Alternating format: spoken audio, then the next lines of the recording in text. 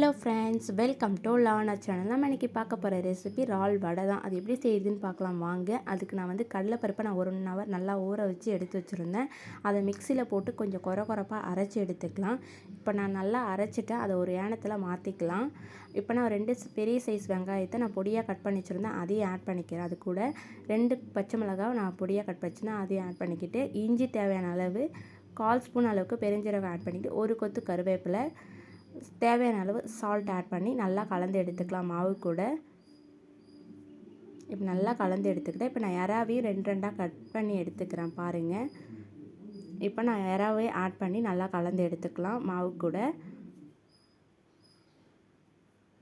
இறா அப்போ தான் நமக்கு நிறையா இருக்க மாதிரியும் தெரியும், நல்லா சாப்பிட்றதுக்கும் டேஸ்ட்டாக இருக்கும். பொடியாக கட் பண்ணி போட்டால் முழுசாக இருந்தால் அது நமக்கு தெரியாது, அவ்வளோ சுவை இருக்காது. அதனால் கட் பண்ணி ஆட் பண்ணிக்கிட்டேன்.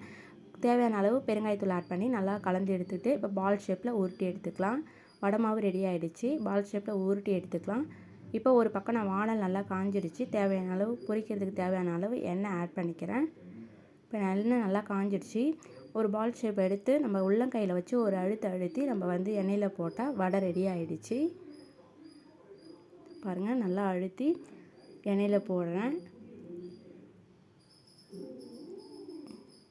இப்போ ஒரு பக்கம் நல்லா வெந்திருக்கும்.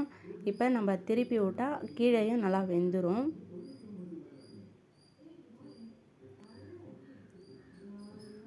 நல்லா திருப்பி விட்டுக்குங்க. 2 பக்கமும் நல்லா வெந்து நல்லா ஒரு ப்ரௌன் கலர் வந்த பிறகு நம்ம எடுத்துடலாம். பாருங்கள், நல்லா கலர் சேஞ்ச் ஆகிடுச்சு, நல்லா வெந்துருச்சு. இப்போ நம்ம எடுத்துடலாம்.